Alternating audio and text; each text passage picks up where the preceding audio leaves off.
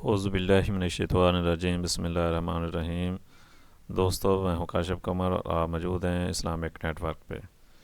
Islamic net work میں آج جو ہے چیپٹر اہل بیت کے پاکیزہ اور انوکھے واقعات، اور اس میں ہے تسبیحات حضرت فاطمہ رضی اللہ تعالی عنہا۔ حضرت علی کرم اللہ وجہہ نے اپنے ایک شاگرد سے فرمایا کہ میں تمہیں اپنا اور فاطمہ رضی اللہ عنہا کا جو حضور صلی اللہ علیہ وسلم کے سب سے زیادہ لاڈلی بیٹی تھی قصہ سناؤں؟ شاگرد نے کہا ضرور۔ فرمایا کہ وہ اپنے ہاتھ سے چکی پیستی تھی، جس کی وجہ سے ہاتھ میں نشان پڑ گئے تھے، اور خود پانی کی مشک بھر کر لاتی تھی، جس کی وجہ سے سینہ پر مشک کی رسی کے نشان پڑ گئے تھے، اور گھر کی جھاڑو وغیرہ بھی خود ہی دیتی تھی، جس کی وجہ سے تمام کپڑے میلے کچیلے رہتے تھے۔ ایک مرتبہ حضور اقدس صلی اللہ علیہ وسلم کے پاس کچھ باندیاں آئیں۔ میں نے فاطمہ رضی اللہ تعالیٰ عنہ سے کہا کہ تم بھی جا کر حضور صلی اللہ علیہ وسلم سے ایک خدمت گار مانگ لو تاکہ تم کو کچھ مدد ملے۔ وہ حضور صلی اللہ علیہ وسلم کی خدمت میں حاضر ہوئیں۔ وہاں مجمع تھا اور شرم مزاج میں بہت زیادہ تھی، اس لیے شرم کی وجہ سے سب کے سامنے باپ سے بھی مانگتے ہوئے شرم آئی اور واپس آ گئیں۔ دوسرے دن حضور صلی اللہ علیہ وسلم خود تشریف لائے اور ارشاد فرمایا کہ فاطمہ، تم کل کس کام کے لیے گئی تھیں؟ وہ شرم کی وجہ سے چپ ہو گئیں۔ میں نے عرض کیا، یا رسول اللہ صلی اللہ علیہ وسلم، ان کی یہ حالت ہے کہ چکی کی وجہ سے ہاتھوں میں گٹے پڑ گئے اور مشق کی وجہ سے سینہ پر رسی کے نشان ہو گئے۔ ہر وقت کے کام کاج کی وجہ سے کپڑے میلے رہتے ہیں۔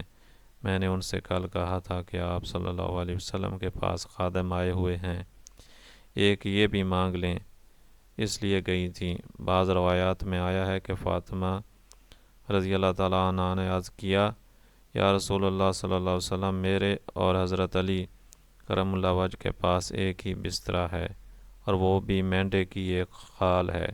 رات کو اس کو بچھا کر سو جاتے ہیں، صبح کو اسی پر گھاس دانہ ڈال کر اونٹ کو کھلاتے ہیں۔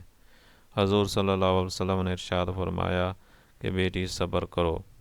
حضرت موسیٰ علیہ السلام اور ان کی بیوی کے پاس 10 برس تک ایک ہی بچھونا تھا، اور وہ بھی حضرت موسیٰ علیہ السلام کا چوغا تھا۔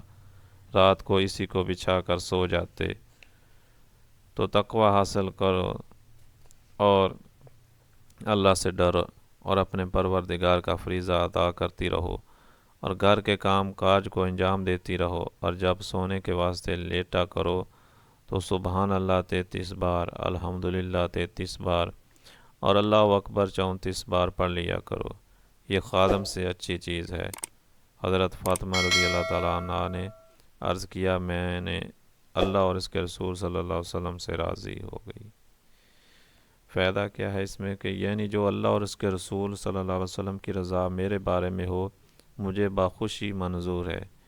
یہ تھی زندگی وہ دو جہان کے بادشاہ کی بیٹی کی۔